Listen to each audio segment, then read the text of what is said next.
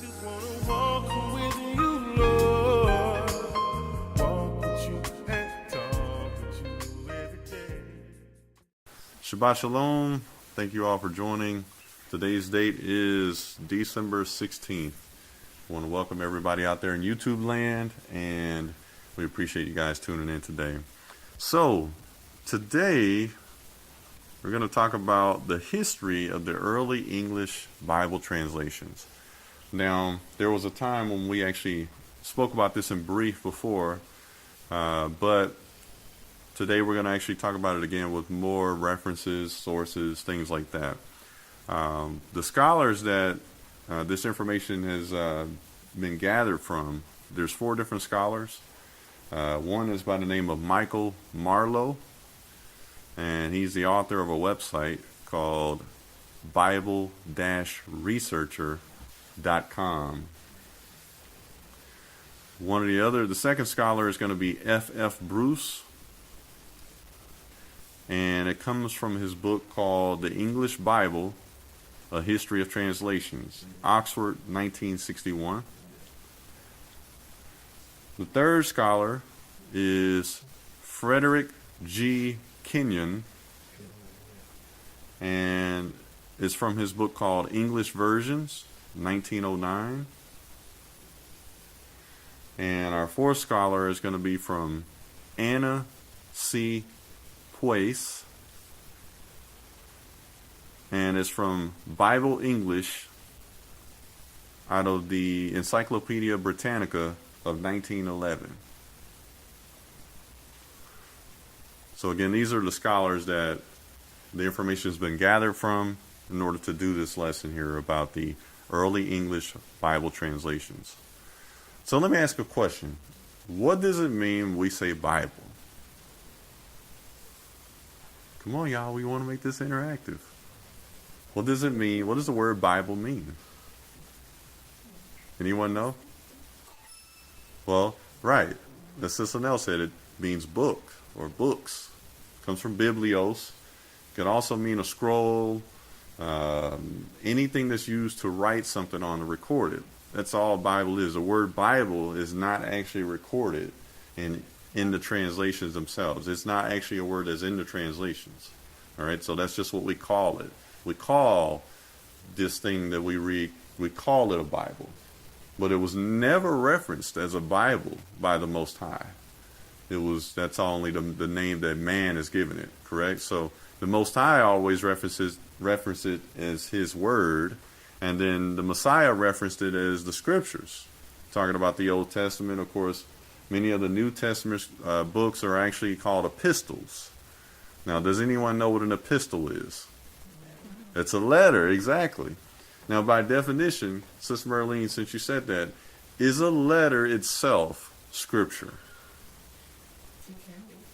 Okay, you said it can be, right? Okay. Well, let me ask you this question, right? And y'all know me, I'm kind of exact. When you look at whenever the scriptures are referenced in the Bible, is it always the Old Testament? Okay, all right. So the scriptures can be the Old Testament as well as anything else that the Most High was inspired to be written. The key word is inspired, right? Because we know there is we have some books out there that they say are actually inspired but are not, and things like that. I'm getting somewhere with this. The point I'm saying is this. When we have to learn to examine the book that we call the Bible. We have to do it not from the eye of trying to find fault with it, but from a critical point of view for understanding purposes. All right? If we don't do that, then we can't really rightfully divide the word of truth. This is how come sometimes when, for example, when we did a lesson before about the potter, and I was defining different Hebrew words. Well, some of those things, remember I said this may kind of sound foreign to some people, but the thing is I did a study on actually what the real Hebrew word behind them meant. And the thing is that what we started to learn is that the Bible, the way it's translated, they spoke a different kind of English at the time than what we speak now. So Many times in translations, we lose the nuance of the language. The same thing we've lost in the Hebrew. We've lost the nuance or the true understanding of it. And so when we read something, we're thinking about our definition today instead of what their definition was then. So when we examine how the English Bible came about, it's a whole source of history, going into it. And it goes all the way back to even right after Jerome did what's called the Latin Vulgate. And we'll do a lesson on the Latin Vulgate a little later. But it won't be today, but at another time. But here's the thing that's interesting about the Latin Vulgate. The Latin Vulgate was actually a preface for actually beginning English translations. Because before or at the time of the Latin Vulgate, we didn't have any English translations. We had a German translation that was done by Martin Luther. All right, but we didn't have an English translation of the Bible. So at the time when the English translation started to creep up, let me ask, anybody know what time in history that was called? Or any time in history that was? Any guesses? Sister Nell, you're looking at me like, I don't know, and I'm waiting for you to tell me. Exactly. I'm gonna go to step 2 again. Okay, right. This was after. All right. Okay. So let me kind of paint the picture here. There were 4 different periods of European history that we need to cover. All right. The first period was from the years AD 600 to 1150. That's known as the period of Old English, medieval Europe during Old English speech. Now, Old English is a language that we cannot speak today unless we are a scholar and we go back and study it. But Old English came from German, all right?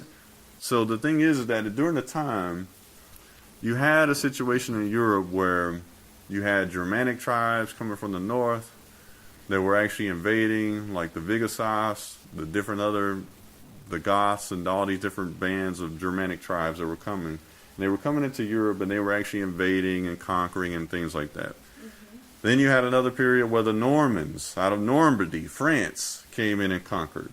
All right?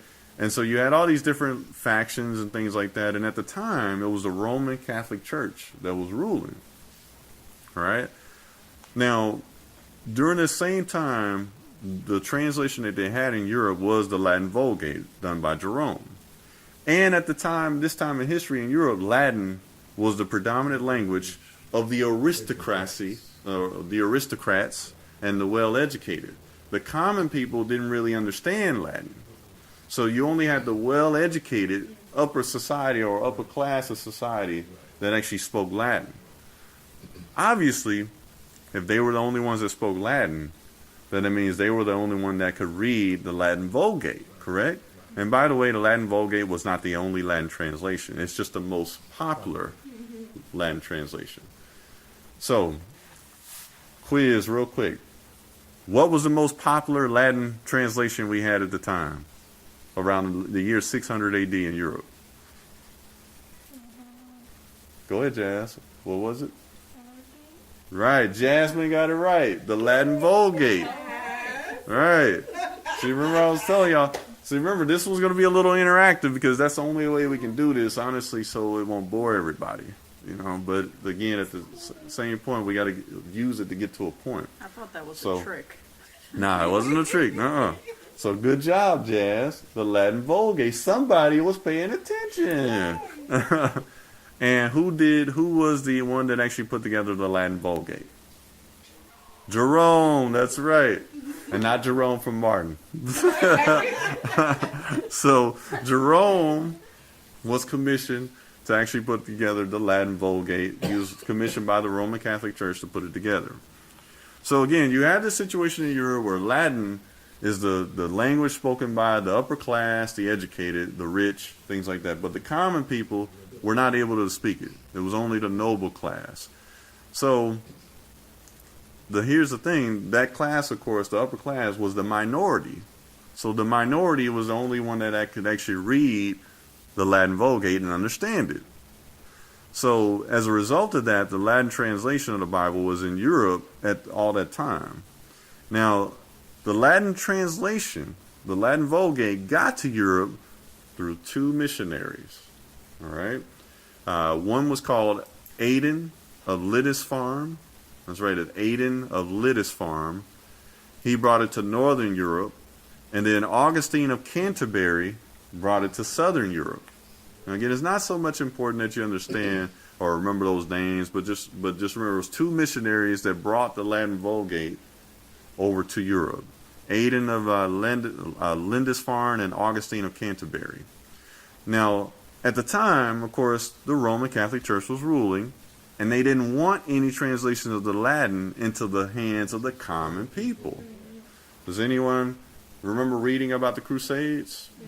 What were some of the things they did during the Crusades? Go ahead. What's that, Sister Nell? Go ahead. Remember, it's interactive. Burn people. They burn people at the stake, right? Yes. That's correct. And they cut their heads off, as Craig said. They beat them. That's right. They put them in prison. So it was all sorts of things that the Roman Catholic Church was doing in the Crusades. They authorized these persecutions to happen. So, again, you had the Latin Vulgate, and the Roman Catholic Church was okay with the nobility class, or the higher class, the rich class knowing it, but they didn't want it into the hands of the common people. Now, why do you think the Roman Catholic Church did not want the common people to have the Bible? Nikki? Well, you said it will put them out of power. Okay, can you be more specific? Because people also came to the Roman Catholic Church when problems were happening, and it gave them power, and they had the Bible. They could probably say something to overrule that power from the Bible. That's a very good point, Virtue, because you're right. They had power. Whoever controlled the text has the power, so they can then say whatever they want the text to say and tell you. They can tell you whatever meaning they want to tell you as far as a meaning. They control the people. They control the people. By them not knowing what the scripture is saying at the time. That's right. That's right. Right. So Craig is just expounding on what you're saying, Virtue. Anybody seen that movie, The Book of Eli? You thought about that, right? So you remember the antagonist in the movie, who was played by what's his name? Yes. What was his name though? I can't remember his name. Gary Oldman. Gary Oldman. So Gary Oldman said, there was a line in the Book of Eli where he said that he didn't care what it said. He said it was the fact that he controlled it that gave him the power. As this one thing they say, the one-eyed king, the one-eyed man. The one-eyed man is king. That's right. So the Roman Catholic Church was acting like the man, that the one-eyed man in a blind kingdom. So, of course, they didn't want the common people to have this information of the scriptures, because then the people would be able to learn the scriptures for themselves, and then they would be able to see what kind of lies, if any, that the Roman Catholic Church was saying. They would be empowered. They would be empowered. So there were no early English versions of the Bible until the early English medieval period. So starting in the year AD, from the time of AD 600 to 1150, the very first record we have of any scriptures was something called the Poem of Cadmon. Now, that was in the year 670 AD.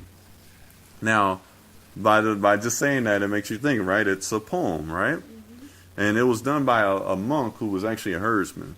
Now, the way he actually wrote this in English was, and of course, remember, it was in Old English, so it's not an English that we can understand today. The way he actually was able to put this into poems was because he actually heard Bible stories from some of the Celtic teachers, all right? Some of the Celtic teachers had already made songs of some of the scriptures.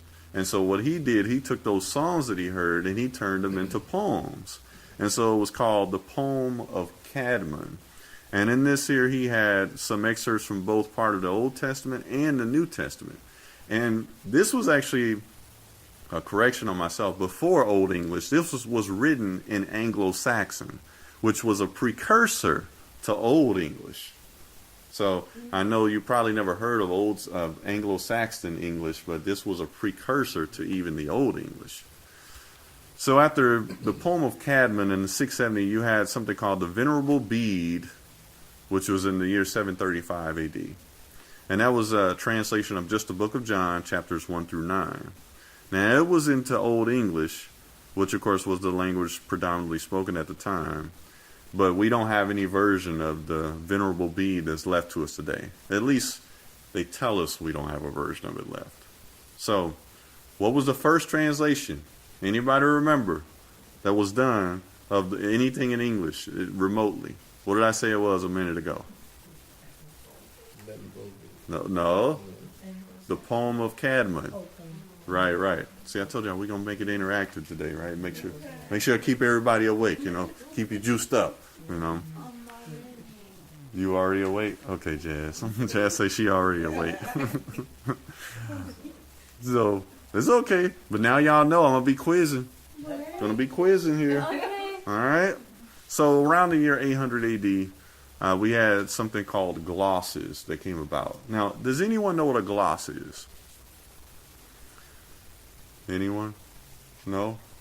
I'm gonna give you a hint. A gloss is something that any preacher, teacher, or priest does all the time in church service. Say when you format your text.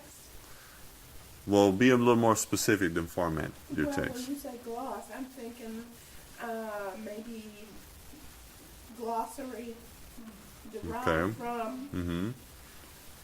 Okay. I'm You're thinking, getting close. What, Tara? I'm thinking of flossing, like trying to make it look good, make it look all shiny and Well, let me ask you Right. this. Okay, well, let me ask you this. On that point, if you're flossing and trying to make it look good, what are you essentially doing with your words? make it sound good. You're trying to make your words sound good, right? But the words you're using, are they words that you came up with? No, it's words you came up with. Right, because it's in your own words, isn't it? That's right. A gloss is simply an explanation of something out of the scriptures. That's why I said it's something that preachers, teachers, leaders do all the time. But your own interpretation, all right? It can be your own interpretation, or it can be an explanation. The literal definition of a gloss is an explanation of something considered biblical or scriptural. All right? So during the year 800, we had multiple people put out different glosses of the Psalms. So that was their explanation of what David or Moses or one of the other authors, Solomon, of the Psalms meant when they said what they said. So again, you can kind of see that there's still kind of somebody else controlling the narrative, right?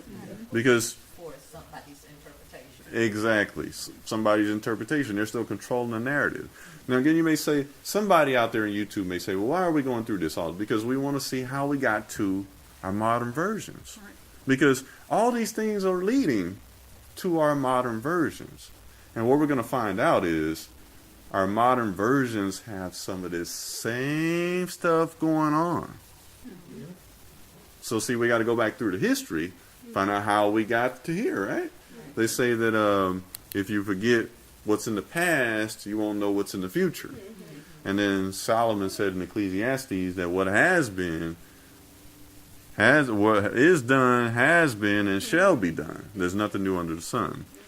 So, like I said, around the year 800 AD, we had these glosses of the Psalms that were published. There were 12 of them in all, but there were 2 of them that were more well known than any others. And the reason why I'm mentioning these names is because I'm gonna tell y'all, there are some people on YouTube that will hear this. They're gonna want to check up on me to make sure I'm on my P's and Q's. So you had one called the Roman Psalter, and you had one called the Vespasian Psalter. Again, it's not necessarily so important that you necessarily remember it, but the thing is, you'll have this recording and the YouTube video. You can go back and actually look up the sources for it as you like.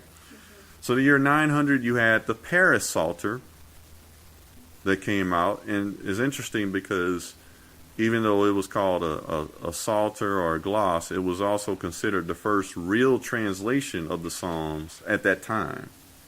And remember, it was in Old English. This one was actually commissioned by King Alfred. We've heard of King Alfred, right? All of us have heard about him. That was the year 900 AD King Alfred commissioned the writing of the Paris Psalter, which was at the time considered the first real translation of the Psalms. So, pop quiz: what is a gloss? It's an explanation. Explanation. An explanation, Something scriptural. right? But it could be someone's what, Nikki? Interpretation. Interpretation, right? So, doesn't necessarily mean that their explanation is right, because y'all know we see that all the time with preachers and teachers, right, Sister Merlene? That they give an explanation that sometimes doesn't even make sense, or doesn't make sense, or what, Jazz? Even pastors. Right, that's right. They give explanations that are just their way. You know, that's what they think, and not exactly what the scriptures say. So then in the year 950, we had the Northumbrian gloss on the Gospels. So again, somebody came up and published now a gloss on the 4 Gospels. And this was actually during the 10th century, during 950 AD. And the Northumbrian gloss of the Gospels is published out of a book called the Lindisfarne Gospels, which is also known as the Durham Book. All right? It's also known as the Book of St. Cuthbert. I know, right? It's all these things here. Around the year 950, you had the Rushworth version of the Gospels, which was published by a priest by the name of Farman of Yorkshire, which is in northern England. Then in the 1000, you had the West Saxon Gospels, or the Wessex Gospels. Now, those Gospels, I know some of us that are studiers probably have heard of. You can actually still get a copy of those today, and they translated it into modern English. But it was called the Wessex Gospels or the West Saxon Gospels. Nobody knows, they say, who actually published those. It was by a group that remained anonymous. But that was in 1000 AD. And finally, in the year 1010 AD, you had the De Vetere Testamento by the scholar Ilfric. All right, it was a translation of the Torah along with some of the other Old Testament books. So that was in the year 1010. Now again, remember, this history during this period is from the year 600 to 1150, during medieval Europe at the time of the Anglo-Saxon language and Old English. All right, and even after the year 1010 AD, there were various other works that were done, but there's so many of them that you just can't name them all. So what I did was I took the most popular ones at the time to name those instead. Now, if you remember, I said that there's 4 periods of history that we're covering as far as to get to how we got to our modern English translations, right? That was the first period, from the year 600 to 1150 AD. The second period, though, was a shorter period. It was from the year 1150 to 1450. And at this time, they weren't speaking Old English anymore. So pop quiz, what form of English were they speaking after Old English and Anglo-Saxon English? No, modern English didn't come yet. It's okay. It's good try. Anybody know? Latin. No, well, remember, Latin was a language spoken predominantly anyway by the aristocracy, the kings, queens, the educated, the rich. So it was 1150 to 1450. It was called officially Middle English. That's all it was. Middle English. Like you said, too, the nobility, of course, spoke it, things like that as well. Is that what the founding fathers speak Middle English? Founding fathers of what? Is that what they spoke Middle English? Like Of the United States? Yeah. The founding fathers spoke Quaker English, Oh, which is that's still classified under modern English. Oh. Modern English, you have actually different forms of modern English as well. We So don't speak Quaker English today, right? no, we don't. No. Do you know though when you Mhm. are in Canada and some of the British Isles that are Mhm. owned by the Canadians, and they always say the Queen's English? Yes, that's right. They say the Queen's English. You're absolutely right. So we have the second period that we're covering from the year 1150 to 1450. And again, this is when they were speaking what they called Middle English, which was still like Old English, but if we put up some Middle English passages, you could understand some of the words, a few of them, not a lot though. And again, during this period of time, though, you had the Normans from France that were actually had already conquered Europe at this time. So has anyone seen that movie with Martin Lawrence in it called Black Knight? Okay, you remember King Leo in that movie was trying to form an alliance with Normandy? And, Florence and Normandy, as Martin would say. Reason why is because the French were ruling Europe at the time. So in the movie, they're playing along with the storyline, even though their account is fictional, that King Leo is trying to make an alliance with them.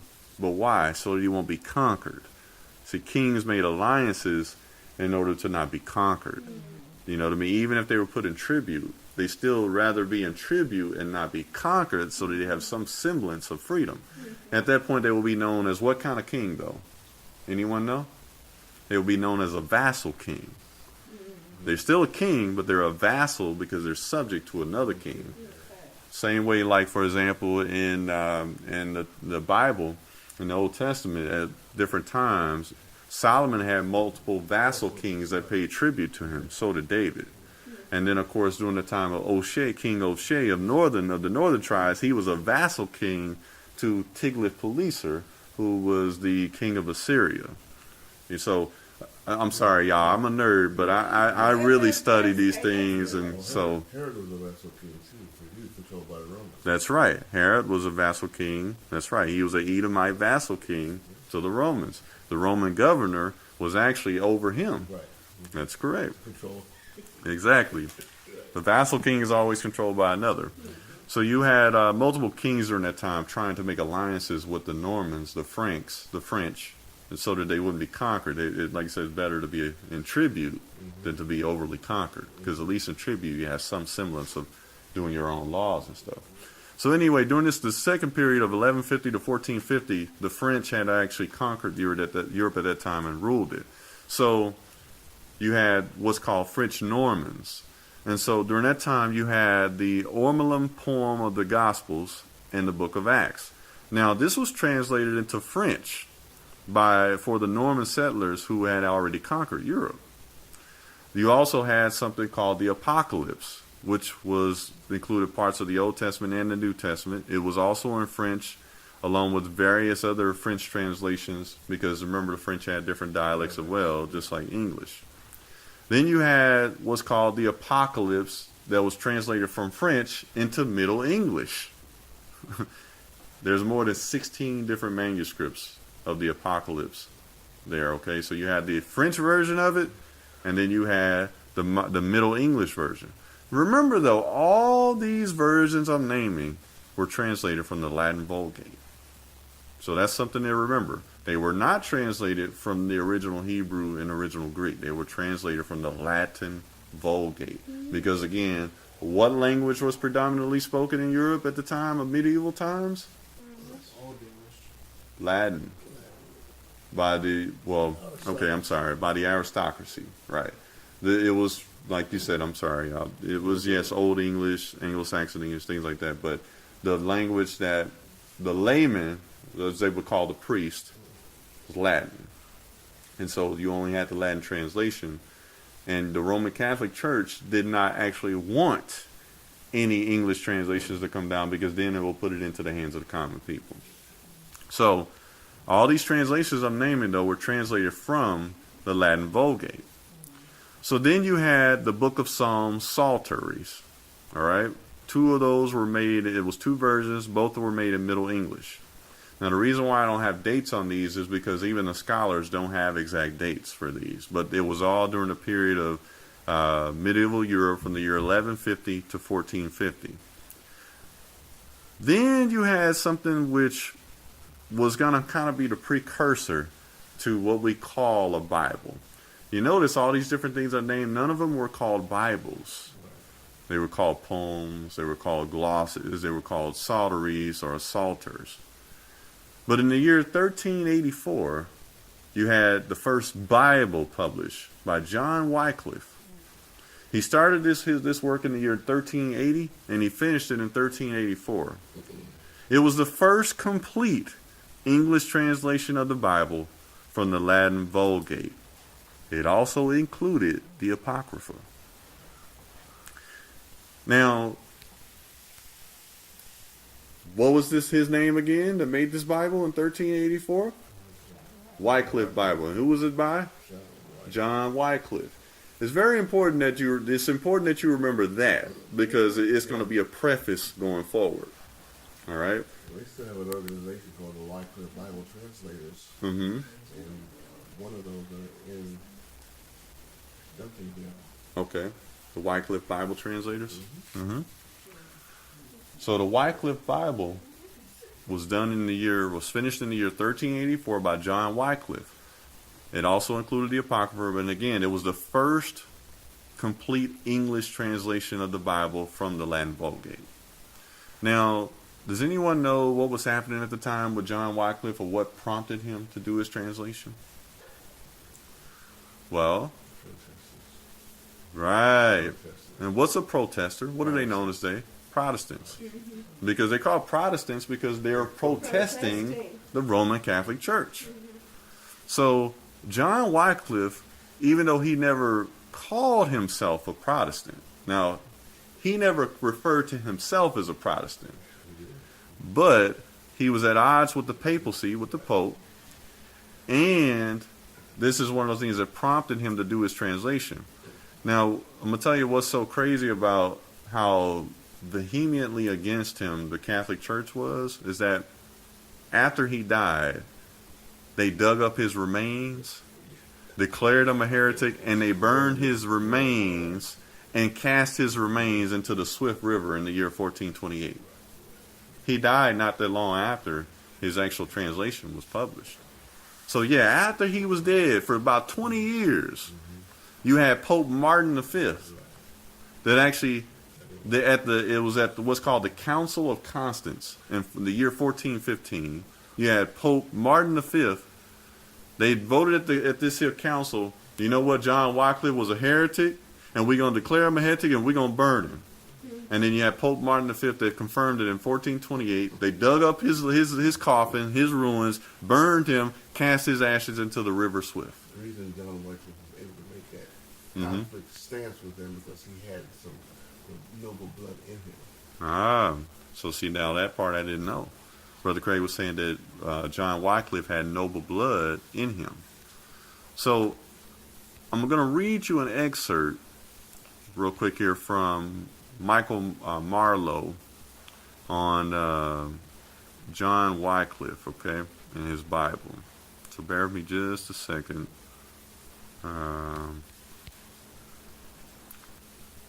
Just a moment. I just thought it's kind of fascinating. Okay, so this I'm just going to reel through real quick.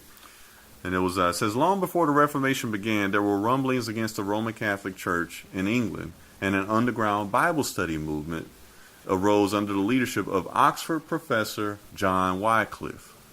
He recommended the authority of Scripture itself against the authority of the Roman Catholic bishops.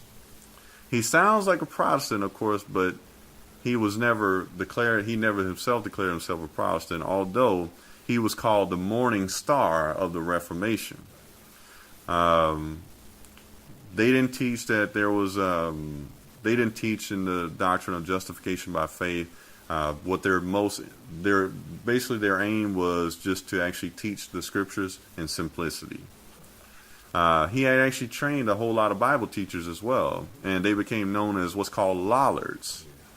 All right, and again, he translated the Latin Vulgate into English. The Latin, of course, and at the time it was translated into English because even though some of the aristocracy and the rich people knew Latin, Greek itself wasn't something that was known at the time by most of the people. At that point, the language of the Greek language had already passed by. It went from Greek to Latin and everything. But this was also done before printing. So his Bible, when it was published, there was no printing press or anything doing any printing. So everything, his Bible translations were written out by hand. All right. So the preachers that he actually raised up and taught became known as Lollards and everything. And they give some samples of his work and things like that here, which I'm not going to read those, but I just wanted to kind of give a little reference there to him. And again, that was during the period of 1150 to 1450, during the time when they were speaking Middle English. So again, some of this I'm kind of speeding through, but just to give you a little brief information too. So we covered 2 periods of history right now. All right, that was the first period was from 600 to 1150. The second period was from 1150 to 1450. All right, so again, the Wycliffe Bible, published in 1384, was the first complete English translation of the Bible from the Latin Vulgate. It included the Apocrypha. Also, John Wycliffe was declared a heretic by the Roman Catholic Church. His remains dug up, burned, thrown into the Swift River. So the third period, now this is the one where you really, really want to pay attention to. All right, I'm going to try to make it as interesting as possible and everything. But this covered the period of 1450 to 1750. And this was what they call the early modern English period. So anybody heard of the Tyndale Bible? You ever heard of it, Nikki? Well, guess what? You're going to hear a lot about that one from this point over till we finish. Because what we're going to find out is that the Tyndale Bible is actually the formation all the way down to every English translation we have today. Someone who's a real scholar will admit that. When they do it, they'll do the research and see. Because while we're not going to do it today, we're going to do an in-depth history lesson on the King James. Not to pick on it or to find fault with it, but to actually explain a few things with it. Because, again, the Bible charges us what? It charges us in 2 Timothy 2 and 15. Study to show thyself approved unto God, a workman that needeth not to be ashamed, rightfully dividing the word of truth. Well, if you don't know where the translation came from, Can't track down the truth. right, because I'm going to tell y'all, there's a pastor out there by the name of Pastor Dow. He calls translations translations. And the thing is, I used to wonder why he did that. But then I started studying and I was like, wait a minute, I understand why. You can't trust translations. They are just simply translations. So in the year 1526, you had the Tyndale Bible that came out.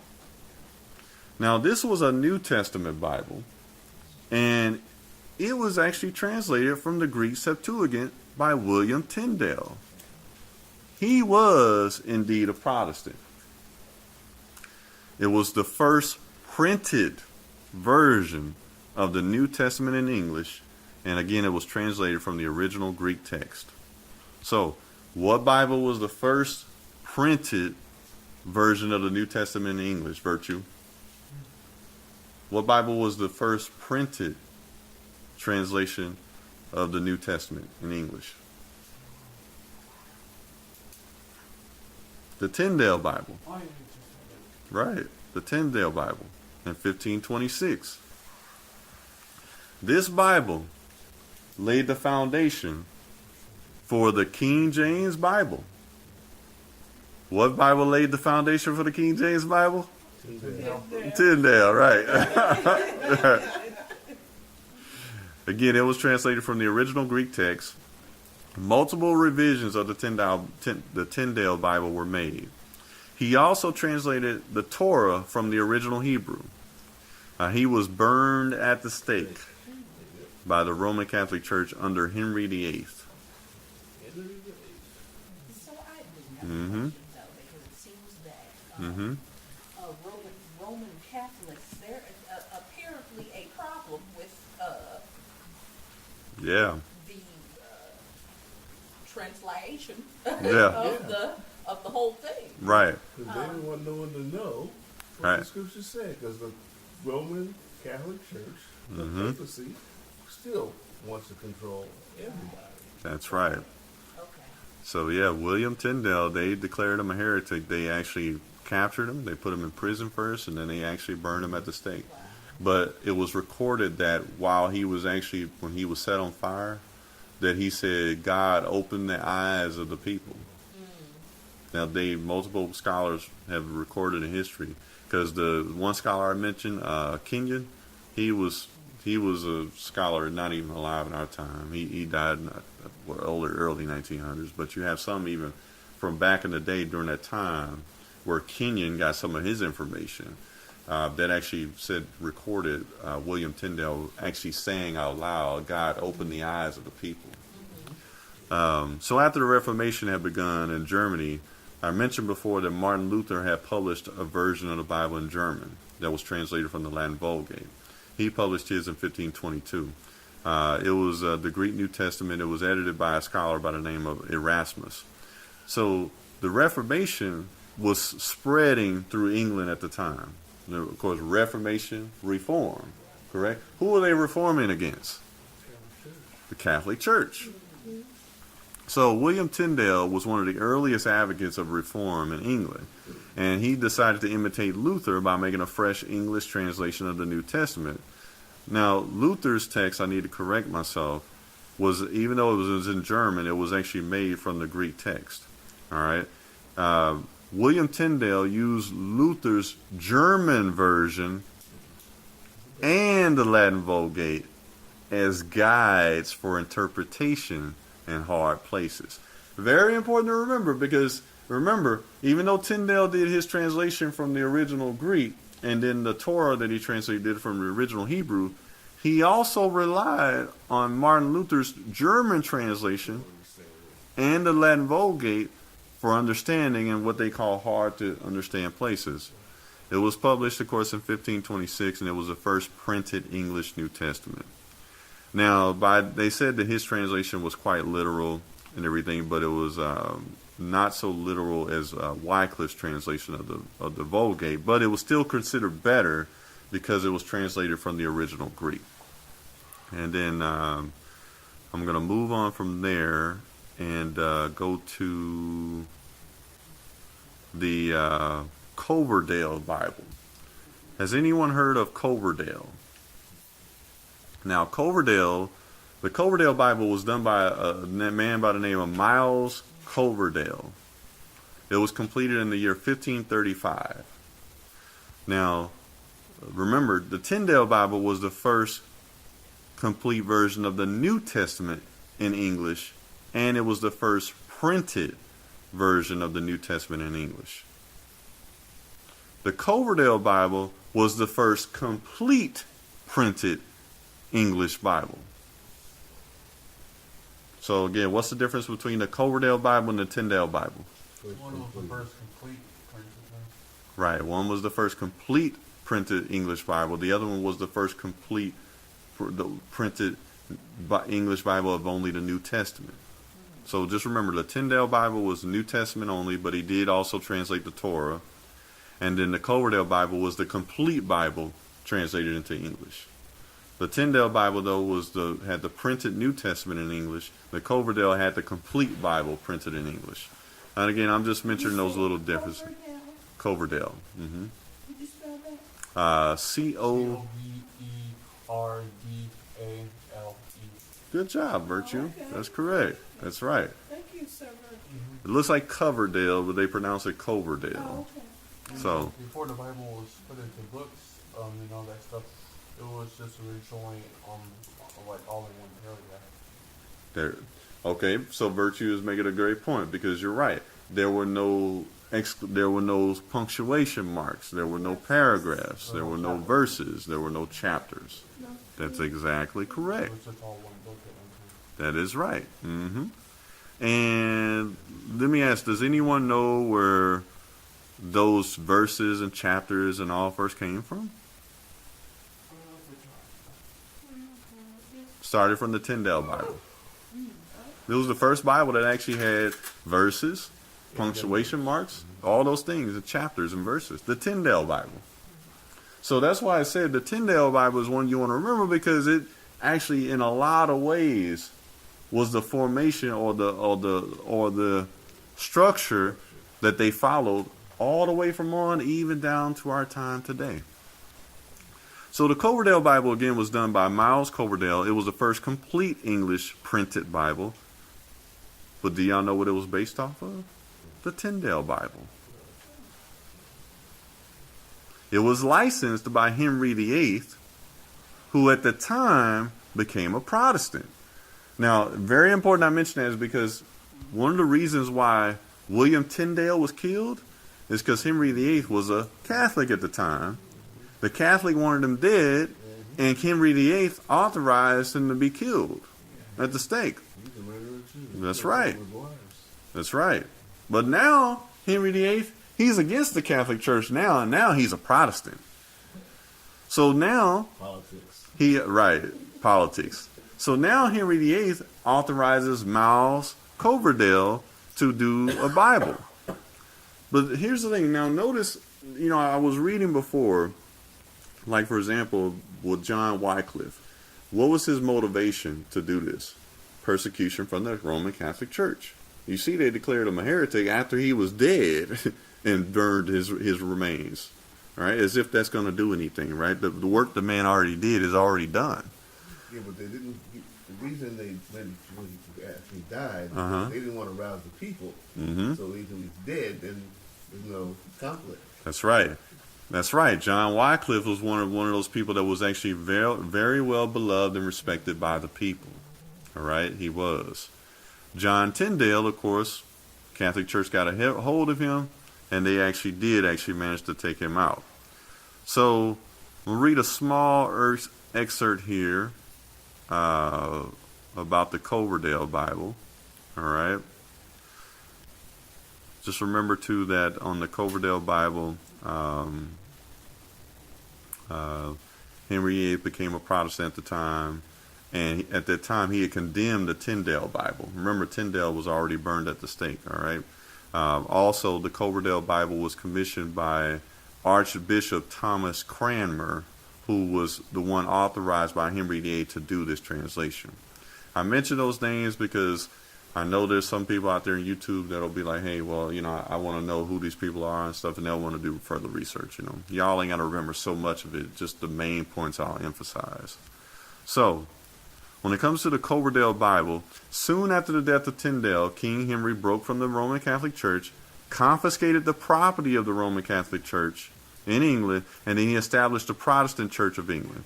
After these actions, he was more inclined to allow English versions to be published in his realm. So that's when his Archbishop Thomas Cranmer proposed that an official translation be prepared. Henry told him to make sure that it's taken care of. Cranmer himself, though, didn't end up doing the translation because he was too busy and he didn't have a lot of help from the Roman Catholic bishops. So the bishops themselves, of course, were not willing to see the scriptures being done in English. Remember, the Roman Catholic Church did not want any English versions into the hands of the common people, right? So because they were dragging their feet and not helping Thomas Cranmer, that's when he actually commissioned Miles Coverdale to produce an edition of the Bible instead. Now, the Coverdale Bible, they say, had many shortcomings. They said one of the things that reasons why is because Coverdale didn't know any Hebrew or Greek. So, of course, that's one of the reasons why he relied on the Vulgate, the Latin Vulgate. He also relied on Martin Luther's German translation. And he took portions from the Tyndale Bible heavily. Because, again, he didn't know anything. So it'd be kind of like us today if you were to start on a thing where you're doing a translation yourself, right? And you don't speak Hebrew or Greek, right? Well, you're probably going to be using James Strong for a lot of reference to lexicon, Briggs, Braggs, and different things like that, right? So this is kind of like what Miles Coverdale did and everything as well. His Bible was not about literal exactness, but it was more about having a good English style that was that the common people could understand.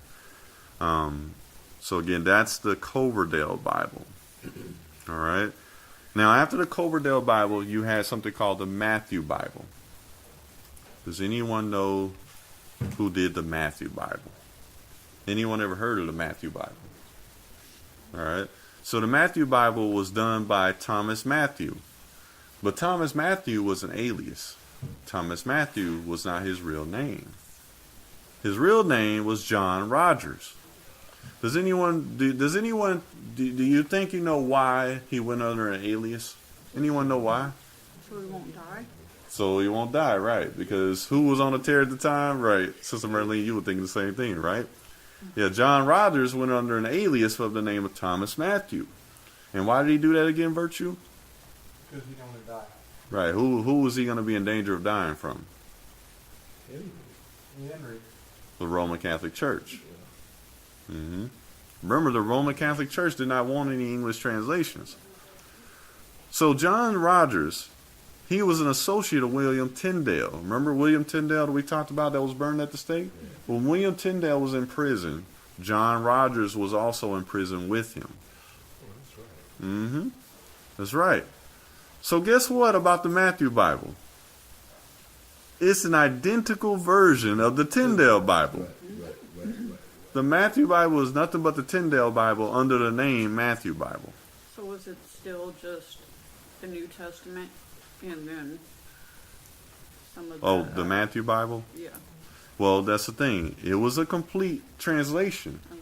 But most of it was from the Tyndale. It was actually the part of it from the New Testament is exactly the Tyndale Bible, but it had the parts of the Old Testament taken from the Coverdale Bible. And pop quiz. What was the Coverdale Bible actually based off of? The Tyndale Bible. Predominantly. And what was that, Sister now? Okay. I'm going to sure I wasn't cutting you off. Remember, the Coverdale Bible itself was based off the Tyndale Bible itself heavily, as well as the German version of the Bible written by Martin Luther and the Latin Vulgate. The Matthew Bible was the exact version of the Tyndale Bible, with parts of the Old Testament being taken from the Coverdale Bible, which again goes back to what? Martin Luther's German version of the Latin Vulgate and the Tyndale Bible. Seems there's some competition going on. Right. That's what I'm saying. Right. But guess what happened? John Rogers, even though he had an alias, guess what? He was still burned at the stake. That's right. He was burned at the stake by the Roman Catholic Church under Queen Mary I. Now, Queen Mary was interesting is that her sister Elizabeth was a Protestant, Right. but Queen Mary was a Roman Catholic. So with the Matthew Bible, right, again, it was an alias for John Rogers. He completed the work by supplying the remainder of the Old Testament again from the Coverdale Bible, and he published it under the false name. But even though he did that, of course, he was actually still caught and killed and things like that. See, the end of the picture back then, there were two churches in rival. That's right. Roman Catholic Church and the Protestant Church. Uh-huh. Anglican Church, actually. They're rivaling for control. Written at that time. That is correct. They wanted to control it. So who did Craig say are the two churches that were in control at the time, Virtue? Oh, jeez. Right, I told you, pop quizzing. Coverdale? No, that's a Bible. I'm sorry, ask me the question again. What two churches were predominantly in control in England at that time? Roman Catholic Sure. Go ahead. Church. Go ahead. What's that? Catholic and Protestant. That's right. I said one of them. Yeah. Yeah, you said one of them. Right. The Protestant Church was called the Anglican Church. Mhm. Wait, the what? Anglican. Anglican. Right. Which where the word English Right. derives from. That's right. So, the Anglo-Saxon, that was a band of two different Right. bands of people. And the Saxons. Right. Right. They were called the Angles before they were called the Anglicans. Right. And the Saxons. And then they merged together, and that's what they call the Anglo-Saxons. So that's why, like, when you do a study on the modern people in England today, they're really Germans. Right. They're not really English. Yeah. They're actually Germans. Yeah. And they go back for when they even in their own records, they know that. But that's why today is so mixed up and everything. So again, quick review. 1450 to 1750, third period of England we were talking about. Because remember, there's 4 periods. The first one was the Tyndale Bible, translated from the Greek Septuagint by William Tyndale, a Protestant. Second one was the Coverdale Bible. Second one was the Coverdale Bible, which was based off the Tyndale Bible and Martin Luther's German version of the Bible and the Latin Vulgate. Then you had the Matthew Bible by Thomas Matthew, a.k.a. John Rogers, which was based off the Tyndale Bible. The parts from the Tyndale Bible were exact, as well as the Coverdale Bible. Then you get to the year 1539, you have what's called the Taverner's Bible. Right. Now, this Bible here is not really well known. It really wasn't there for a while, because right after that you had what's called the Great Bible that came out. But the Taverner's Bible was done by Richard Taverner, and it was based completely on the Matthew Bible. So all it was the Matthew Bible written again and called the Taverner's Bible. Then we got the Chinese Bible. Remember, stay within the forms of the lesson, okay? Remember, we're talking about how we got to our modern English translations, right? So, Richard Taverner, again, was based completely off the Matthew Bible. So I'm going to read a short, well, actually, there's not much anything on that Bible because, again, it wasn't really around most of the time that long. It came out in 1539, but then you had another Bible that came out in 1539. It was called the Cranmer's Bible. Remember Thomas Cranmer I mentioned, who was commissioned by Henry VIII to do the Coverdale Bible. He was the Archbishop, and then he told Miles Coverdale to do the Coverdale Bible, but that was under Henry VIII. Well, now you find Thomas Cranmer now has his own Bible to come out. It's called the Cranmer's Bible. It was also known as the Great Bible. And it was done between the years it was completed in 1541. And it was the first and only authorized translation of the English Bible for public use. That's why it was called the Great Bible. I know, Sister Nell, you're saying, man, some of this stuff I'm saying is kind of confusing, right? But you see, it's building though. It's building though, because now you got the first authorized translation to be read publicly among the laymen in the churches. It was called the Great Bible for that purpose, and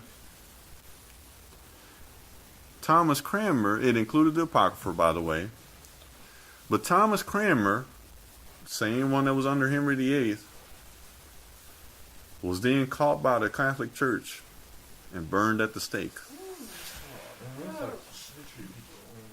Well, wait, all right, so who authorized him then? Who authorized him to do it? Yeah, because To do this Bible? It was authorized by Henry VIII, but Queen Mary, when she became the queen, she burned him at the stake. So you remember this is one family, but they different religions. But there were many families involved in this. Right. This is at the same time with the Braveheart. Right. Yep. Mm-hmm. When you recognize the history, all these pieces will fit together. Yeah. See, and that's the thing is, because it's the history part of it that's fascinating to me, because you have all these different people that know each other, but one of them say, "Oh, okay, I'm gonna kill him." The other one said, "No, let him stay alive." You know. And the families were divided because some families went with the Roman Catholic Church. That's right. And the other family went with the Anglican Church. So there's a whole lot of shaking going on back there. A whole lot of shaking going on. Yep. So he was in prison, and again he was burned at the stake. But the Great Bible, or Cranmer's Bible, was actually based on the Coverdale Bible and the Matthew Bible. And what Bibles are the Coverdale Bible and the Matthew Bible based on? The Tyndale Bible. So you see, we got just translations again that are based on the Tyndale Bible. That's what I'm telling you. That's why I said we're going to keep mentioning the Tyndale Bible, because really, you can call his really was the great one, because his was the preface that each one of them used afterwards for translations. So after the Cranmer Bible, and believe me, y'all, it's not much longer. We're almost done. Here's where I'm thinking with that, out of all these translations that you're calling out here, and you said none of them were from the original Hebrew script. Well, there was one. Remember the Tyndale Bible? He translated his New Testament, because remember his was a New Testament Bible only, from the original Greek text. He did, but then he only did the Torah from the Hebrew text. The rest of it and everything was filled in by Coverdale, which he took it from Martin Luther's German version, which Martin Luther's German version was translated from the original Hebrew and original Greek into German. So Coverdale took parts of his to translate it to English, and parts of Tyndale. I know it gets confusing because there's so much information, but Tyndale's was based on the original Greek, and then the Torah that he had in his was also from the original Hebrew. Okay. But then Coverdale came and added to the rest of the books out of the Old Testament. He based his off of Tyndale, but he also based it off Martin Luther's German version, which came from the Hebrew and Greek, and the Latin Vulgate, which the Latin Vulgate was actually supposed to be taken from the Greek and Hebrew text as well. So the problem is though is that you start getting to a point where you get a translation of a translation of a translation of a translation. So we're lost in translation. So we get lost in translation because that's the thing that they did. There are some verses in the King James Bible, for example, that are almost exactly like it is in the Tyndale Bible. Some of them. Some of the verses there are almost just like it's in the Matthew Bible. That's what I mean. But see, now y'all get why I'm saying that we need to learn to actually really become true studiers. Because again, this is why in the King James you see different words that are put at different places. It's translated one way in one place, and then the same Greek word is translated a completely different word. And us, for English speakers, when we see those two different words, we think two different things, right, Sister Merlini? We don't think the same thing when we see those. And not just the translation. Mm-hmm. When you're using the English language, they change that over and over again, so That's many right. decades. So That's then right. you have to go back to the etymology. Yeah, the English language was actually being developed in about the same period of all this. Uh-huh. That's right. So that's the thing. So now we're down to the Cranmer Bible. Thomas Cranmer at this point, though, is burned at the stake by the Roman Catholic Church under Queen Mary I. So after him, remember, though, his Bible, though, the Cranmer Bible was the first authorized Bible for public use. It was the very first one, authorized for public use. Now after this, you get the Geneva Bible. Now the Geneva Bible, I know, is one that most of us has probably heard of, right? The Geneva Bible was completed in the year 1560. The Geneva Bible was done by Puritans, who were Protestants who were fleeing to Geneva, Switzerland. That's why it's called the Geneva Bible, because they fled to Geneva, Switzerland. They were fleeing from Mary I of England, because remember, she was a Roman Catholic. Her sister Elizabeth, though, came into power, who was a Protestant. Now, the Geneva Bible was based on the Cranmer and Matthew Bible, which again are based on what Bible? Tyndale Bible. It was the first English Bible printed in Roman type. Now, why is that important? Has anyone ever seen an original 1611? It's in Roman type. Now you know what was the precursor to it, the Geneva Bible. First one printed in Roman type, and actually I need a correction too, because it was the first Bible, not the Tyndale Bible, that actually had sentences divided scriptures divided into numbered verses. It had the Apocrypha, and this Bible version was so popular that over 160 revisions of it were done by the the Roman type. By the year 1599, they started taking the Apocrypha out of it. So this is the first record. 1599 is the first time we hear of now the Apocrypha being taken out of it. And why was it taken out? Because you had people start saying it was not inspired by the scripture, that it was not inspired. Even though when you go in the Apocrypha and they tell you about the Greek occupation and everything, you notice we skip from Malachi to Matthew, and we're now not talking about Persia no more. We skip over Greece and we go right to Rome. But nobody ever thinks about that and say, wait a minute, something's missing. What happened to all that history that's in the Apocrypha? But isn't that, wasn't that more of a conspiracy, though, for people not to know? Yes, that's right. That's exactly right. It was a conspiracy for people not to know, because again, this is why we have to look at the translations and who provided them to us, because the thing is that you can see that what the Roman Catholic Church was doing, believe it or not, it was still being done, and it's still being done even down to now. This is the reason why Bibles like the NIV can completely change a scripture, or this is the reason why they can do a Bible called the Queen James Bible and completely remove scriptures out of it. You know, there's going to be some people that probably going to be reading the Queen James Bible and no other version. Why? Because that version appeals to them. And see, that's a problem if you're reading a Bible just because it appeals to you, because then we have to question, well, what is it?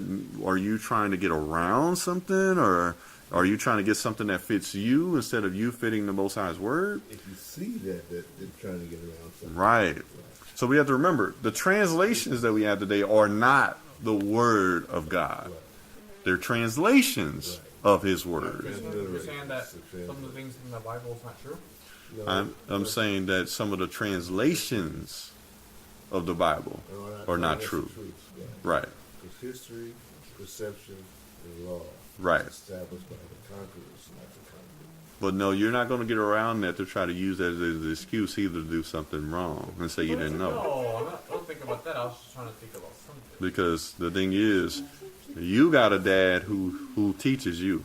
So you won't have no excuse. And guess what? The Most High, even if you didn't have a dad that teaches you, the Most High still says none of us are without or can have an excuse. Because you know why? Because all these tools today are available for every single one of us to study and find out about. So there won't be an excuse. So you have the Geneva Bible, done by the Puritans, who fled to Geneva, Switzerland, from persecution of Queen Mary I of England, who was a Roman Catholic. Again, the Geneva Bible was based on the Cranmer Bible, which was called the Great Bible, and the Matthew Bible, which again are based on the Tyndale Bible. The thing that sets the Geneva Bible apart, though, is that it, in my correction, was the first Bible that actually had the scriptures divided into verses, all that, those kind of things, and it was the first one done in Roman type. It included the Apocrypha.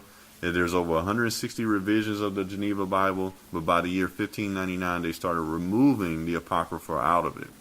In Scotland, the Geneva Bible was required for every household to purchase it, and it was enforced by government mandate by government inspectors who went house to house, making sure that every home in Scotland had a copy of the Geneva Bible.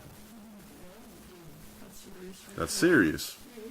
That's right. Because, see, what it shows you is that the same elements on the Roman Catholic Church, you see some elements of it on the side of the Protestant churches too.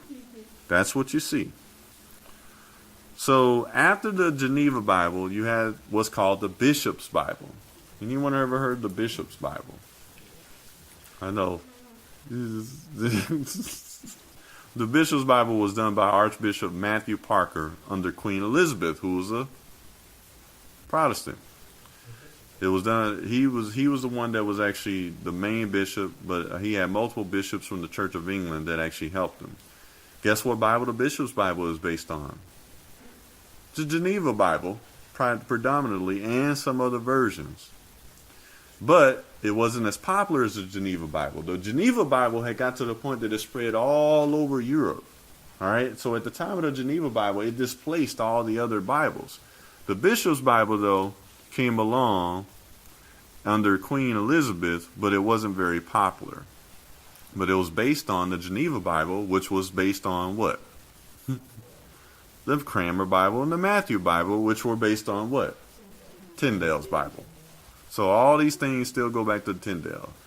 Then you have in 1582, from 1582 to 1609, and we're almost done, you had the Reims Douay Bible.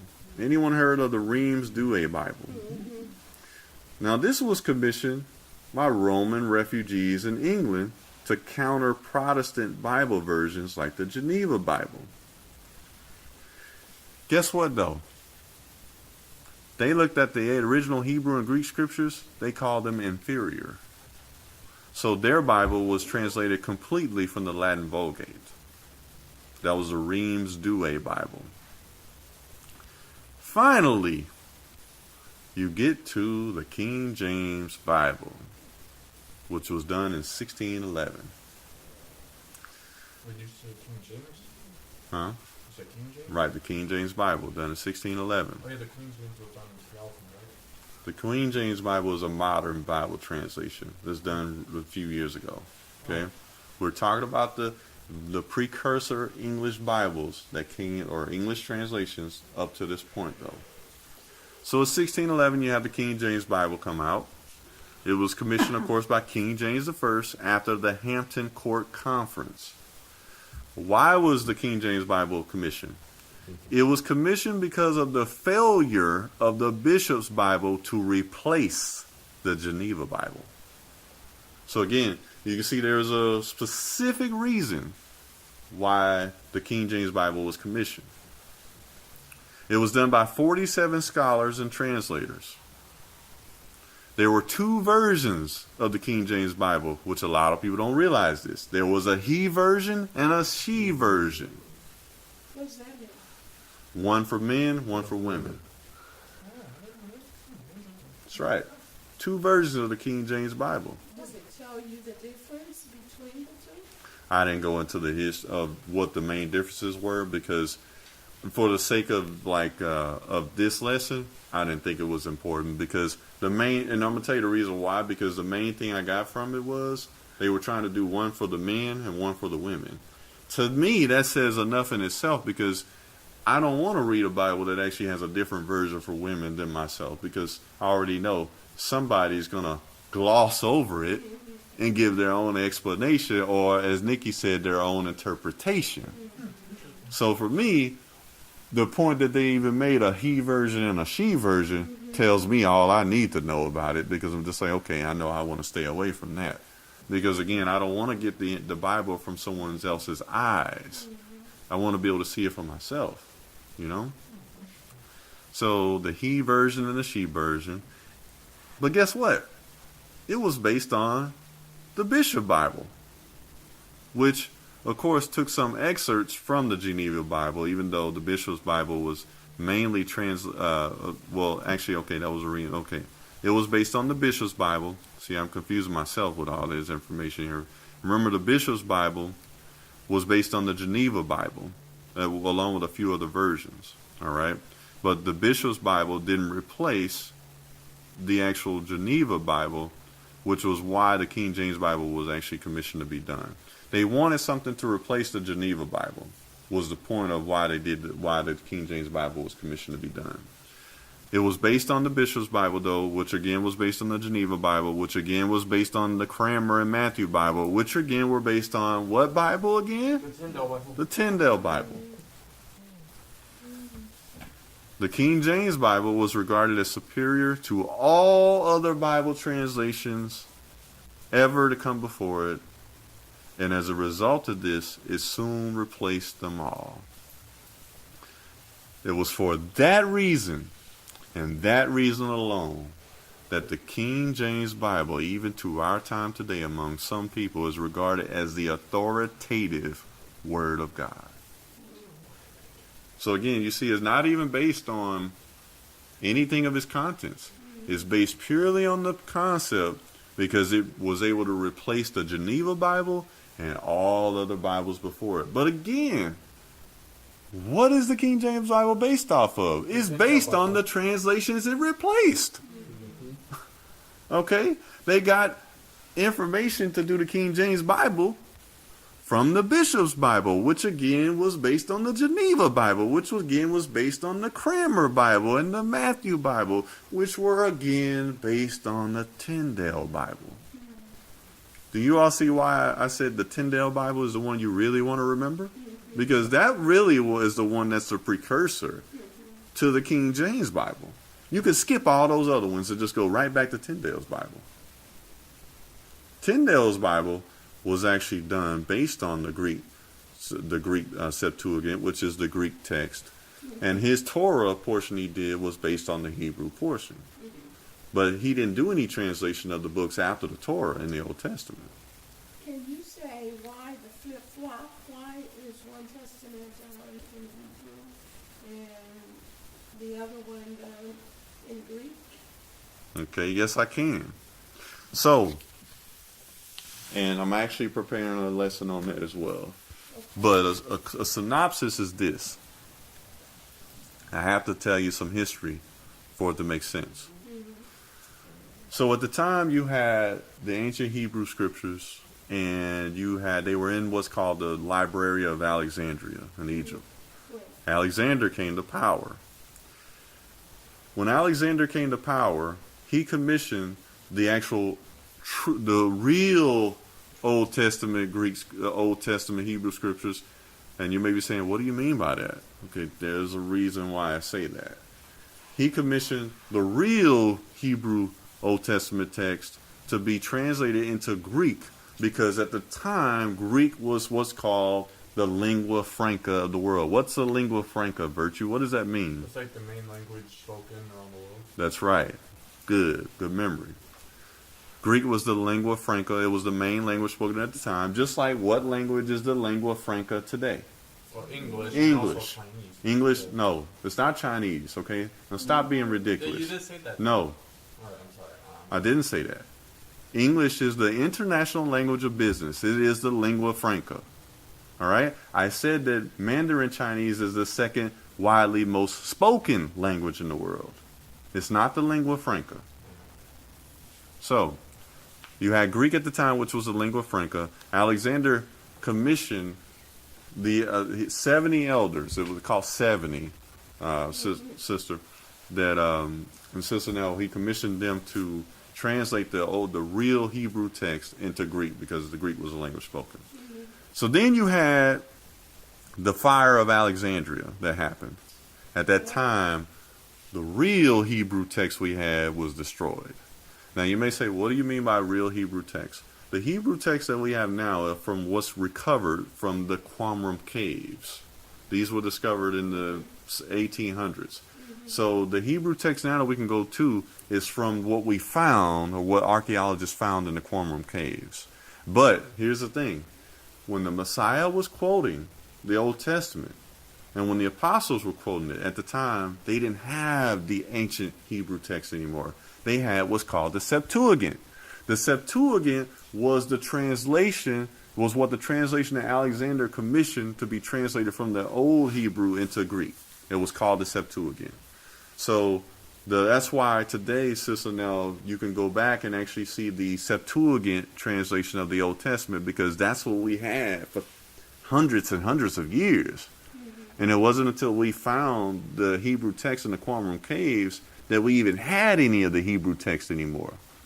So you had Tiberius from the school of Tiberius, who was a rabbi, that came up with a system. And Sister Merle, I'm getting into some of your territory now that you teach about, that actually taught a system of Hebrew called the Masoretic Hebrew. And that's what then they started basing everything. So now the modern versions of King James are based on the Masoretic Hebrew, which is still not necessarily the same Hebrew. Right, and then through that too, it's kind of like they messed up some stuff in translation. Right. That's right. That's right. So at the time, this is what, we have and everything as far as, and that's the reason why the Septuagint, you can actually find the Septuagint for the Old Testament and the New Testament. So, but does that answer your question though? Okay. So again, the King James Bible came, it had the Apocrypha in it, but remember the Geneva Bible was the first one that started omitting the Apocrypha in 1599. It wasn't until 1665 where the Apocrypha started being taken out of the King James Bible. There were multiple revisions of it. You had one done in 1633, one done in 1665. You had another one in 1701, another in 1717. And of course, nowadays you have the new King James Bible and all those things. So then, that was the third period, correct? That was covering the time of, because remember I told you it was 4 periods. That was the period of 1450 to 1750. So 1750 all the way up to our time now is what's called the Modern English period. And of course, you had the King James Bible published again in Modern English, what they called Modern English, in in 1752. It was the first American edition, but it was the second edition of the King James without the Apocrypha. All right. You also had the 1762 Cambridge edition. You had the 1769 Oxford edition. And then you had the 1826 British edition that was published by the British and Foreign Bible Society. It was in 1826 that the British decided to never again print a copy of the King James Bible with the Apocrypha anymore. And it's been that way ever since. So, I know that was probably brutal for y'all to sit through. But, let me ask you... Very informative. Well, good. I'm glad it's informative. But Very entertaining for me. but let me ask you this. What are some things that you all gather from this information, though? Now, I want to hear from everybody individually. So, Sister Nell, starting with you. What are some things you gather from all this information? Well, initially, when you started off, Mm-hmm. what you were saying started to unravel the picture for me. Mm-hmm. That's what I was trying to do. Right. Mm-hmm. Okay, maybe not be the one you wanted me to Okay. see, but Okay. All right. what started to open up is how you were explaining the different translation. Well, first is that it was all done in Latin, Yes. and that they only wanted the hierarchy to have Mm-hmm. the translations because these were the nobles, Mm-hmm. the aristocrats, and all that. And they didn't want the commoner to have it. That's right. So it started to put together a picture for me is that how the entire system Uh-huh. from the Say it. Yeah. from the Right. Catholics, Mm-hmm. from and this really encompassed for me is law. Mm-hmm. Because law also was put together in Latin. Mm-hmm. And then again, you have upper echelon of people Yep. that this is dedicated to. Mm-hmm. And it was not meant. There's a whole book written on that concerning law. It Uh-huh. was not meant for the Right. commoner To know it. to understand. Right. Exactly. The terminology, the Right. wording, nothing. That's And right. so then that wording, which is Latin, Mm-hmm. it's like it has a secondary meaning. It's Like a two forked things. tongue. Right. Yes, Like yes. legalese. Yep. Yes, it's two things that's been spoken. And while they're saying these terms Mm-hmm. and conveying to you one picture, it really has a different meaning. Yes. And the meaning is to their benefit, not Right. to yours. That's right. Yes, ma'am. Yeah, and so And you these just are gotta unravel all of that. And I'm thinking, this is where it all started. Yes. And then again, what it explained to me is that those people who are in the legal system Uh-huh. are people, anyone who becomes an attorney, a lawyer, whatever. Yep. See, he has a title of nobility. That's right. He's under that guise That's right. of having a title of nobility, esquire. Uh-huh. That's right. And so that puts him in the, and so they're all in bed Right. together. Right. That's The right. Catholics, the lawyers, Right. That's and the clergy. That's right. Yeah, Mm-hmm. We'll see. scary. Mm-hmm. Go ahead, Craig, because I know you. I know you burning to go next. So go ahead. you got to remember, the universities, the colleges, the seminaries were all geared for the upper elite. Mm-hmm. And that's why they could go back and forth translating all this, even getting it wrong, but it was all to control the people. Right. All of it. Mhm. It's still now. Right. To control Mhm. the All for masses. their benefit. That's right. It was all for their benefit, and like you said, Sister Nell, they only wanted the most the upper society, the noble ones, the elitists, the rich people, to have the information. Because the thing is, he who controls the information Right. controls the people. And the pen is better than the sword. That's right. So, Which then again brings in, and this was like Mhm. in two different time periods that I can think of, is that if you were a commoner Mhm. and you were caught with a book, yes, that's they right. would kill you That's on right. the spot. On the spot. That's right. Because we also know from reading about the Crusades and everything, lots of people were killed for having a translation of these different Bibles. That's right. Lots of people were killed for having them. So that is actually correct. What about you, Nikki? Yes. You say, I agree. I know, right? Yeah. I concur.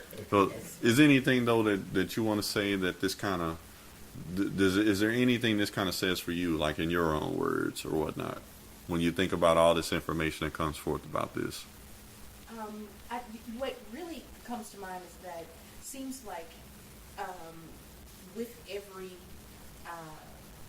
Bible Mm-hmm. or every translation, it has to be that somebody is trying to maybe skew the, Mhm. the facts. Yep, Because there's no reason, there's no other reason to do it. that's right. It's to put your own Spin. spin on it, right? Mhm. Put your own particular spin on it, Mm-hmm. just for your own gratification. Yes. It really makes me question. It feeds into the economics of it. Oh, yeah. Oh yeah, that's Yeah. a good point. Yeah. It really Yeah. because if Mhm. you're not trying to manipulate the minds of the masses, Mm-hmm. and then trying to manipulate the funds of the masses, Yeah. then what else is it for? What else is it for? Right. You're right. That's a great point. Great point. Yeah. What about you, Sister Merlene? Well, it points to the fact that what I always used to say is you can make the Bible say anything you want Wanted it to to say. make. If you take it out of context. Mm-hmm. And now that they have the chapters and the verses, Mm-hmm. it's really hard because they start in the middle of a sentence That's right. with another verse. Yep. And if you don't keep everything in context, Mm-hmm. you lose the whole And meaning. you That's count by right. the text. It's just amazing that we get Mm-hmm. the little that we do get out of it. That's So the right. masses are getting confusion out Yep. of all these different Bibles or these different quote unquote translations. Translations. So no one's on the same page. That's So that right. way, if we're not on the same page, we're still in confusion and we're still controlled. So you know what? So the interesting thing about that is this: is that if you really think about it, they don't have to keep the Bible out of our hands now. No. No. Because because they can still accomplish the same purpose, really, even with it being in our hands now. Because you know why? They know that most people will never really critically examine the text. And see, the thing is, some people think. I'm gonna tell you, there'll be some people on YouTube that'll hear this message that'll think that this is an attack, but it's not. The word of the Most High is not being attacked. Right. The translations, though, are being looked at critically for what they are because they're translations. But the thing is that they don't have to now make it a law where you don't have the Bible no more because They don't want to. most people don't read it, and then if we do read it, we don't really examine it critically. You know what I mean? It's just like a lot of us, a lot of times we just accept what's there. But the thing is, the English they spoke then wasn't even the English we speak now. Right. So it's just like, Right. you know what I mean? But it shows you why Timothy said what he said. It shows you why. Because we got to go beyond the actual words on the text. Craig, anything else you want? Go ahead, Sister Merlin. Sorry, I just had one more thought that came Mhm. to mind. Was that it's interesting that when the slaves were brought here, Uh-huh. that they would not let us read Right. the Bible. That's right. It was, Right. against the law. And then when they started allowing us to read the Bible, they would have a person of their own choosing to Uh-huh. listen to Put make us on- sure back on that That's they right. were only teaching and saying the things that That's right. Like Nat Turner Right, was husband recognized by his Right. slave, by the slave owner, Right. right, to be good at orating, but he had to say what the slave master wanted him to say in public, in public. but behind the scenes. Right. That's right.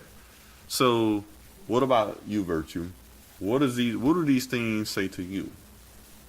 Well, like about all the books and the translations, and like how we came to another book today. How we came down to our modern English translations today. What does all this history say for you? What does it make you think about personally? That they wanted to that the reason why they have so many different books now. I mean, well, the reason why they have a different book today than from back then is because, I mean, today it has translations to confuse people and to not get them to think about a deeper meaning. Okay. All right. Okay. Craig? But, the most striking thing for me is that you're going through all this, and I had the opportunity. Well, I didn't have the opportunity. I was made when I was working for Joshua's Christian Bookstore, being a manager of the store. I had to go through all the different versions of the Bible that they had in stock, and so now you're refreshing my mind, literally, of all the translations, and we're coming to the point of understanding why they did this. Yeah, I want to read something, an excerpt real quick from Michael Marlowe, one of the scholars I mentioned before. He says the King James Bible is generally superior to the Geneva Bible in literal exactness. This was what it was considered. Verses were numbered, just like Geneva Bible, each one being made a separate paragraph now for ease of reference.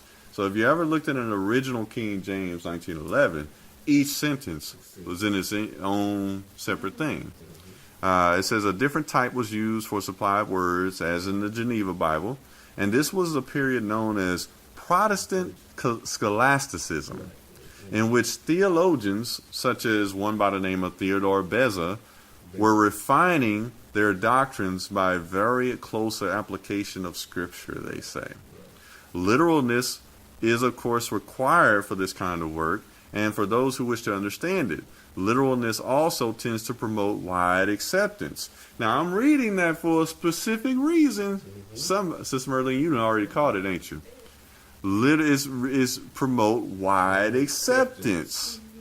Because it involves a minimum, they say a minimum of interpretation, and leaves room for various expositions of the text. Everybody catch that? This is why the King James is written like it is, because you said it earlier, Sister Merlene. You can read the Bible and get what you want to get from it, and then somebody else can read it, they can get a totally different thing. But everybody got what they want. But none of them got what the Most High wanted. That's right. Now notice what they said. They did not want to That's right. get what the Most High. That's right. That's how come I always say when I'm reading the scriptures, Father, tell me what you're really saying. That's exactly it, right. right there. Right. That's what my brain- Don't let me see what I want to say. show me Let what me you see want. what you want me to Reveal to me see. your truth. Your truth, And not man's truth. not man's. So here you got it now. You got a Virtue. Pay attention. All right. You got a scholar saying that they did it from the point of view of literalness to promote wide acceptance, because it involves a minimum amount of interpretation but leaves room for various expositions of the text. Who's the I'm scholar? sorry, but this here was written by Michael Marlowe. Who was he? He's a scholar. He's a modern day scholar. Still lives. A theologian. He graduated from the College of I forgot. He went to seminary schools and all this kind of things. See, my premise is this. Mm-hmm. The commentary.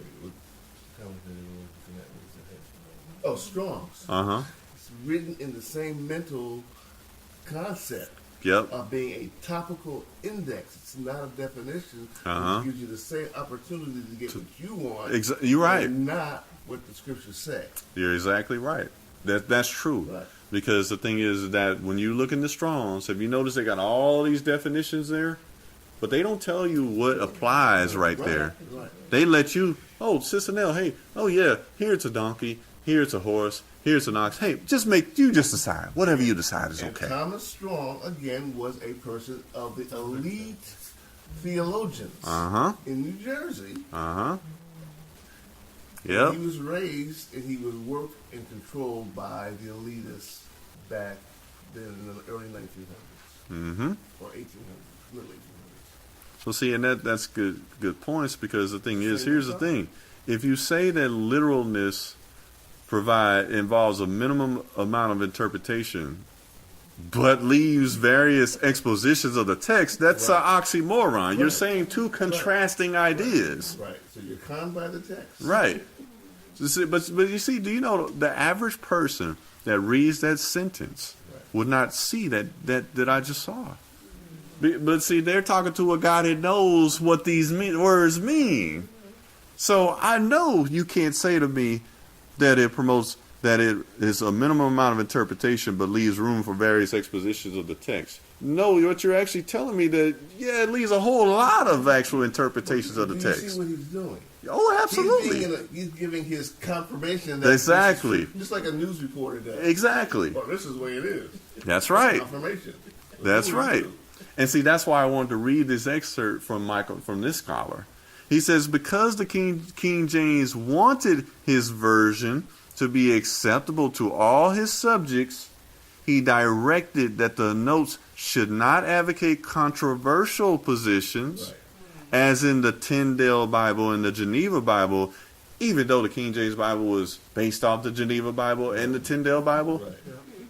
Right. Again, oxymorons. Right. The notes of the King James Bible are therefore strictly philological or mere cross-references. Neither were there any prefaces, or except for the general preface, which was not dogmatic in character, they say. They say it should be, I know, because if you ever read the preface to the King James Bible, if you tell me if it's not dogmatic after you read it. But did you hear what you just said? You No. didn't say philosophical. You Mm-hmm. said Philological, right. Philological. That's right. It's philosophy and logic. That's right. Whose philosophy is creating the logic? Matter of fact, you know what, and I had thought about any way I should define that word, so I'll define it. Philology. It's the study of literary texts and of written records, the establishment of their authenticity in their original form, and the determination See? of their meaning. Is used especially in linguistics, especially historical and comparative linguistics. It also means the love of learning and literature. But not to love another understanding. Right.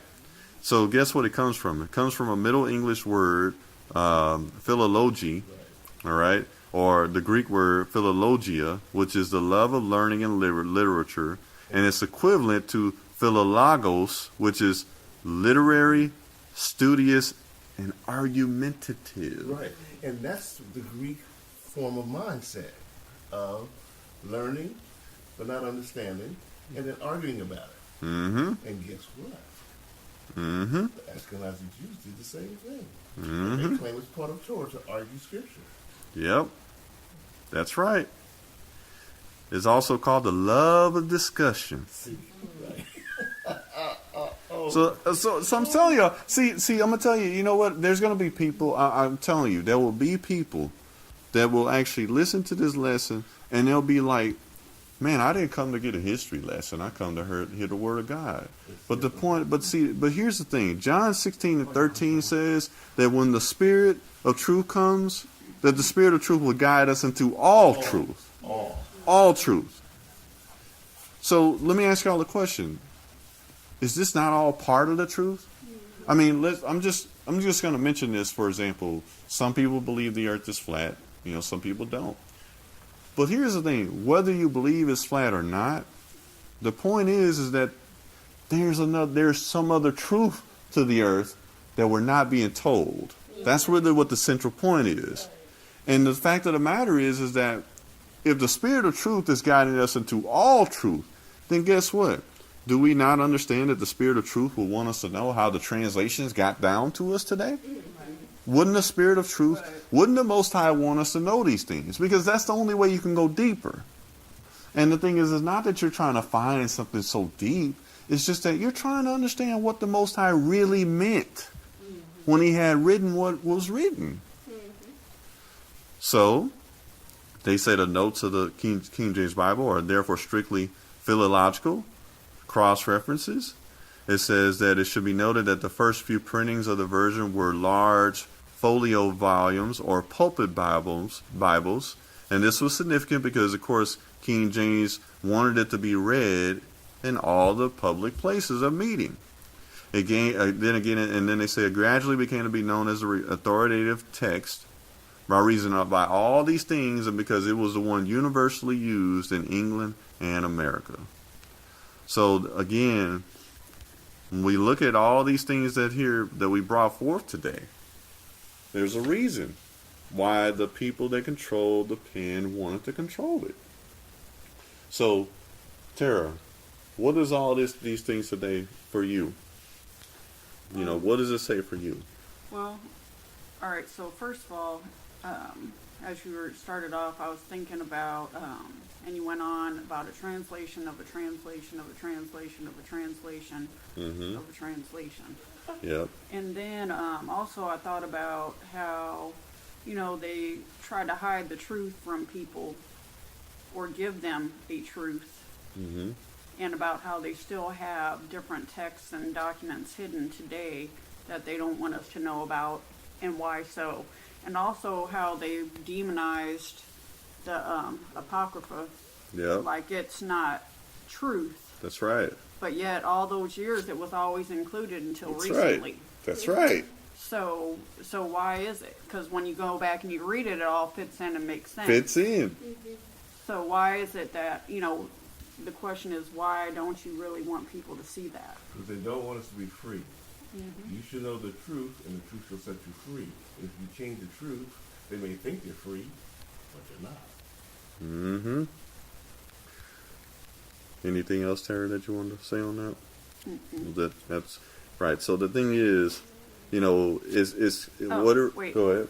And also the other thing was just how it kind of all plays into the beast system. Yes. And that's it. That's all I got. So it kind of reminds me, just if you keep this in mind, Revelation 22:19 says, "And if any man shall take away from the words of the book of this prophecy, the Most High shall take away his part out of the book of life, and out of the holy city, and from the things which are written in this book." Now, it's interesting because I had always said that the very fact that that's mentioned in Revelation, he knew somebody was going to do it. So we're not supposed to add to the Most High's word or take away from it. But that's what's happened. And so today, this is, believe it or not, a primer lesson. Just a primer. Oh, wait till you see what we got coming. Because we're going to go into actual examples out of the Bible and show you that is wrong. Actual examples. We're going to show you actual examples in the Bible where it says one thing here, says a completely different thing there. Again, I know someone in YouTube may say, what are you trying to do? Are you trying to go against the Most High's word? No, we're not. We're trying to make the Most High's word more clearer and show why we need to be studiers.